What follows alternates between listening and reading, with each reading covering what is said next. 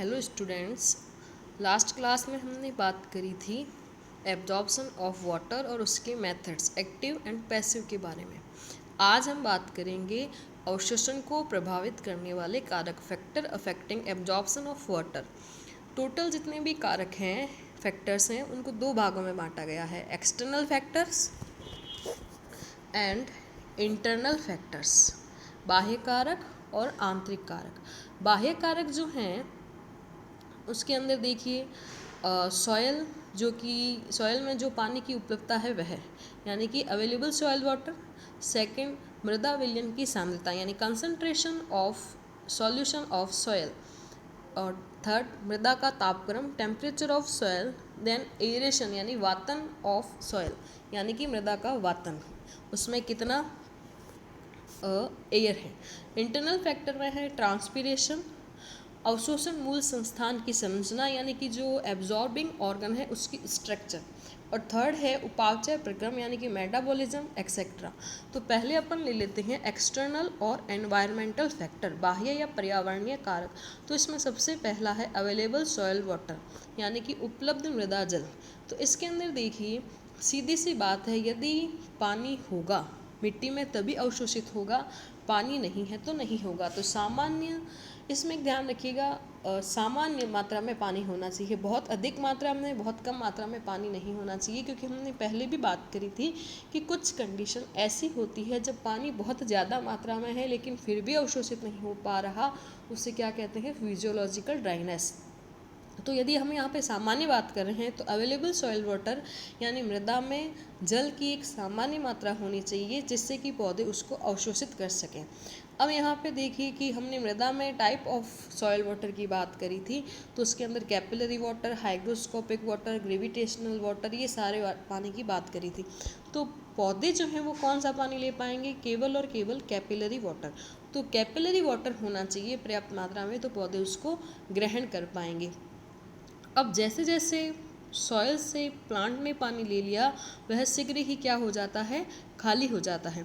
अब जैसे जैसे रूट ने ले लिया वैसे वैसे अधिक अवशोषण जो है वो कठिन हो जाता है, यानी कि वापस सॉइल में पानी का कंटिन्यूएशन सप्लाई होती रहनी चाहिए।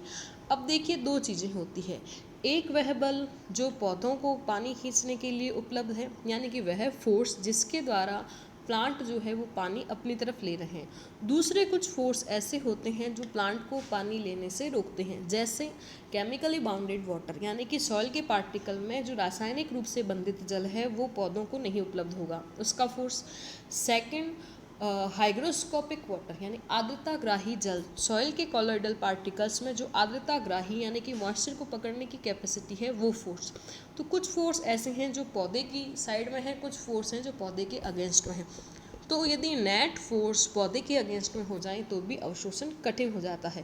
नेट फोर्स अवशोषण के लिए पौधे की तरफ होना चाहिए। तो सामान्य भाषा में मैं कहूँ तो अवशोषण यानी कैपिलरी वाटर वगैरह ज़्यादा होना चाहिए, हाइग्रोस्कोपिक केमिकली बाउंडेड वाटर या वो फोर्स कम होना चाहिए। तो ये फर्स्ट फैक्टर हुआ अवेलेबल सॉइल वाटर। सेकेंड ले लेते हैं concentration of solution, soil solution. अब देखिए हमने बात करी थी परासरण के बारे में।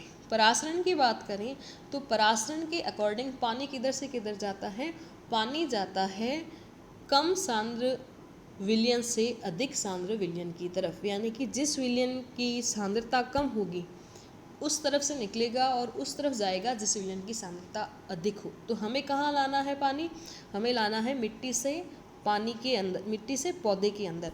तो किस विलयन की सांद्रता कम होनी चाहिए, मिट्टी की सांद्रता कम होनी चाहिए, पौधे की सांद्रता, पौधे के कोशिका रस की सांद्रता ज़्यादा होनी चाहिए। क्योंकि परासरण के नियम के अनुसार पानी का प्रवाह कम सांद्र विलयन से अधिक सांद्र विलयन की तरफ होता है, तो सॉइल की कंसंट्रेशन कम होनी चाहिए और सेल, रूट की जो सेल्स हैं उसकी कंसंट्रेशन ज़्यादा होनी चाहिए। यदि किसी भी कारण से मृदा में कंसंट्रेशन बढ़ गई यानी मृदा में साल्ट बढ़ गई तो मृदा की सॉल्यूशन का जो कंसंट्रेशन है वो बढ़ जाएगी। इस कंडीशन में क्या होगा, इस कंडीशन के अंदर पानी पौधे में नहीं आकर पौधे से बाहर जाएगा परासरण के नियम के अनुसार। तो इस कंडीशन में क्या हो जाएगा, जो हमने बात करी थी प्लाज्मोलाइसिस या जीव द्रव्य कुंचन, ये वाली कंडीशन हो जाएगी। इस कंडीशन में क्या होगा, यदि पानी अवेलेबल भी है बाहर की तरफ लेकिन फिर भी अवशोषित नहीं हो पाएगा, इसे क्या कहते हैं, फिजियोलॉजिकल ड्रॉट या फिजियोलॉजिकल ड्राइनेस। थर्ड ले लेते हैं टेम्परेचर ऑफ सॉयल। कोई भी फिजियोलॉजिकल प्रोसेस है वो परास तापमान की एक नॉर्मल परास में ही होता है। तो जल अवशोषण सामान्य रूप से होता रहे, इसके लिए हमें सॉयल के जो टेम्परेचर है उसका मान 15 से 25 डिग्री सेंटीग्रेड के आसपास ही रखना है, न उससे ज़्यादा न उससे कम। जब तापमान कम हो जाता है तो जो विस्कोसिटी है यानी कि जो श्यानता है वो बढ़ जाती है। तो जल का जो श्यानता है वो बढ़ जाएगी तो अवशोषण आसानी से नहीं होगा। कम तापक्रम पर जो प्लाज्मा मेम्ब्रेन है उसकी पारगम्यता भी प्रभावित होती है, वो पारगम्यता कम हो जाती है, क्योंकि जो लिपिड के मॉलिक्यूल हैं आप समझ लीजिए वो जमना प्रारंभ हो जाते हैं। इस टाइप का एक प्रोसेस होता है, तो उसकी परमेबिलिटी कम हो जाती है। तो परमेबिलिटी कम हो जाएगी तो जल अवशोषण कम हो जाएगा। कम तापक्रम पर कोई भी कोशिका है उसका मेटाबॉलिज्म यानी कि जितनी भी उपापचय क्रियाएं हैं वो भी कम हो जाती हैं, तो वहाँ पे भी अवशोषण की दर कम हो जाएगी। मृदा की जल की जो सॉयल के अंदर जो वाटर की मोबिलिटी है या कंडक्टिविटी है वो भी कम हो जाएगी। तो कम तापमान पर इन सब कारणों से जल अवशोषण कम हो जाता है। तो 15 से 25 तक सही चलता है।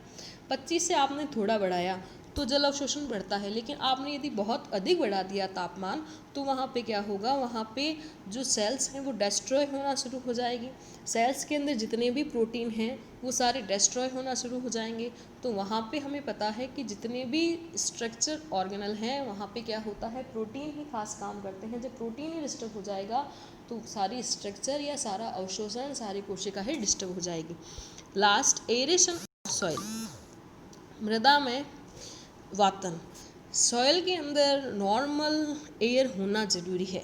यदि बहुत कम एयर हो तो क्या होगा, वहाँ पे सेल्स, जो रूट की सेल्स हैं वो रेस्पिरेशन नहीं कर पाएगी। रेस्पिरेशन नहीं कर पाएगी तो वो जल अवशोषण भी नहीं कर पाएगी, उनका उपापचय कम हो जाएगा, उनमें ऊर्जा का फॉर्मेशन नहीं होगा।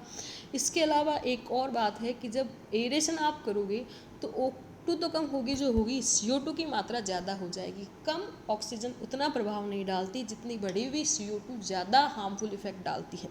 तो किसी स्थान पर एरेशन यानी कि वातन यानी कि मृदा में वायु की मात्रा प्रॉपर होनी चाहिए। यहाँ पे एक एक्सपेरिमेंट किया गया था, तंबाकू का कोई खेत था, उसमें बहुत ज़्यादा तेज़ बारिश हो गई और उसके बाद अचानक तेज़ धूप आ गई तो सारा का सारा जो प्लांट्स थे वो मुरझा गए, क्योंकि वहाँ पे प्रॉपर जल की निकासी का प्रबंधन नहीं था। तो एक तो जैसे ही तेज़ बारिश आई तो पानी भर गया, तो सॉइल के अंदर जितनी भी एयर थी वो डिलीट हो गई। तो बेचारे जो रूट की सेल्स थी वो रेस्पिरेशन यूँ ही नहीं कर पा रही थी, उपापचय नहीं था, एनर्जी नहीं बन रही थी। फिर हुई तेज़ धूप, तो तेज़ धूप ने ट्रांसपीरेशन और करवा दिया, तो जल अवशोषण हो नहीं रहा और वाष्पोत्सर्जन ज़्यादा हो रहा है। तो इस कंडीशन में क्या हुआ कि मुरझान आ गया। यदि इसी जगह जल की निकासी की व्यवस्था होती, वापस एयर आ जाती, तो ऐसा नहीं होता। तो जल अवशोषण के लिए मृदा में वातन होना जरूरी है। Next, internal factor. Internal factor यानी कि आंतरिक कारक हैं, वो है ट्रांसपीरेशन और जो अवशोषी अंग है उसकी स्ट्रक्चर, और फिर तीसरा है मेटाबॉलिज्म। तो ट्रांसपीरेशन की हमने बात करी थी निष्क्रिय अवशोषण में। हमने पढ़ा था कि ट्रांसपीरेशन जो है जितना ज़्यादा होगा उतना ही अवशोषण, क्योंकि ट्रांसपीरेशन से एक कॉलम बन जाता है एक पत्तियों से लेकर जड़ों तक। जैसे जैसे वाष्पोत्सर्जन से पानी निकलता जाएगा वैसे वैसे जड़ के द्वारा अवशोषित होता जाएगा। तो rate of transpiration is equally proportional to absorption of water by roots. फिर सेकंड है स्ट्रक्चर ऑफ एब्जॉर्बिंग ऑर्गन, यानी कि जो जल अवशोषण अंग यानी कि जो रूट है उसके अंदर रूट हेयर हैं, वो किस प्रकार के हैं, कितनी उसका फैलाव है, वो सारा बताता है कि कैसा जल अवशोषण होगा। जैसे देखिए जीरोफिटिक प्लांट हैं, उनकी रूट्स बहुत ज़्यादा गहराई तक जाती हैं। जीरोफिटिक में जड़ें काफ़ी लंबी भूमि में गहराई तक रहती हैं, इसमें रूट हेयर्स की संख्या भी ज़्यादा होती है। रूट हेयर ही हमें पता है मेन एब्जॉर्बिंग ऑर्गन होता है, तो इनमें जल अवशोषण अधिक होता है। कॉनिफेरस जो प्लांट हैं उनमें रूट हेयर्स नहीं पाए जाते हैं, इनमें जो जल अवशोषण है वो माइकोराइजा के द्वारा होता है। थर्ड है मेटाबॉलिज्म। मेटाबॉलिज्म और वाटर एब्जॉर्प्शन आपस में बहुत ज़्यादा कोरिलेटेड हैं। जैसे समझ लीजिए मेटाबॉलिज्म यानी कि रेस्पिरेशन, रेस्पिरेशन का डायरेक्ट रिलेशन है एब्जॉर्प्शन से। रेस्पिरेशन से क्या बनती है, एनर्जी यानी एटीपी, वो हम काम में लेते हैं, प्लांट काम में लेते हैं अवशोषण में। मान लीजिए हमने रेस्पिरेशन को प्रभावित करने वाले कोई रसायन डाल दिए, जैसे कि KCN यानी पोटेशियम साइनाइड या फिर और भी कुछ पदार्थ डाल दिए जो इसको रोक रहे हैं, तो जैसे ही आपने ये डाला या फिर अपन ने एरेशन कम कर दिया, कुछ भी अगेंस्ट में कार्य कर दिए रेस्पिरेशन के, तो जल अवशोषण भी क्या हो जाएगा, कम हो जाएगा। इससे यह पता चलता है कि उपापचय और अवशोषण भी आपस में रिलेटेड हैं। तो ये हुए एक्सटर्नल और internal factor affecting water absorption. फिर देखिए एब्जॉर्प्शन के कुछ स्पेशल मेथड लिख रखे हैं। तो सबसे पहले ले लेते हैं कॉनिफर प्लांट्स। कॉनिफर्स यानी कि जिम्नोस्पर्म, जिम्नोस्पर्म का एक पार्ट आता है कॉनिफर्स। इनके अंदर जैसे हमने अभी भी बात करी थी कि यहाँ पे रूट हेयर वगैरह नहीं पाए जाते हैं, रूट्स तो होती है लेकिन रूट हेयर नहीं होते, जबकि हमने पहले पढ़ा था रूट हेयर वाटर एब्जॉर्प्शन में मेन रोल प्ले करते हैं। तो इन प्लांट्स में रूट हेयर नहीं होती, इनकी रूट्स जो है वो कवकों के साथ में सहजीवन यानी सिम्बायोसिस दर्शाती है। सिम्बायोसिस हायर प्लांट्स और फंजाई का जो सिम्बायोटिक रिलेशन है वो कहलाता है माइकोराइजा। यहाँ पे जो फंजाई के फाइबर होते हैं वो रूट में वाटर एब्जॉर्प्शन का कार्य करते हैं। तो कॉनिफर्स के अंदर सामान्य रूट हेयर्स के द्वारा एब्जॉर्प्शन नहीं होकर किसके द्वारा होता है, माइकोराइजा के द्वारा। What is the mycorrhiza? Mycorrhiza is symbiotic association of higher plants means gymnosperm with fungi. Then second, कुछ जो प्लांट्स होते हैं उनकी लीफ जो होती है वो स्टोमेटा के द्वारा एनवायरनमेंट में उपस्थित मॉइस्चर को ग्रहण करने की कैपेसिटी रखती है। तो ये भी एक दूसरा स्पेशल प्रोसीजर हो गया। तीसरा है एपीफाइटिक प्लांट्स। एपीफाइटिक या हाइग्रोस्कोपिक प्लांट, ये क्या करते हैं, इनके अंदर एरियल रूट पाई जाती है, इनकी जड़ें ज़मीन में नहीं जाकर और एनवायरनमेंट में लटकी हुई रहती हैं, और इनके अंदर जो रूट है उस रूट के अंदर एक स्पेशल टिश्यू पाया जाता है जिसे कहते हैं वेलामन। ये स्पंज की तरह होता है, जैसे स्पंज पानी को ग्रहण कर लेता है वैसे ही या क्या करते हैं, ये पानी को ग्रहण कर लेते हैं। तो इस टिश्यू को कहते हैं वेलामन। तो 3 स्पेशल टॉपिक हमने पढ़ लिए वाटर एब्जॉर्प्शन से रिलेटेड। पहला mycorrhiza, second hygroscopic leaf and third hygroscopic root in which special tissue is present known as velamen. तो ये हुआ अपने एब्जॉर्प्शन ऑफ वाटर। नेक्स्ट में हम लेंगे एसेंट ऑफ सैप। स्टूडेंट्स, मैंने पहले भी कहा था एब्जॉर्प्शन और एसेंट ऑफ सैप में डिफरेंस है। एब्जॉर्प्शन का मतलब पानी का रूट सॉइल से रूट में आना, बस रूट तक आना, रूट के जाइलम में एक बार कैसे आया।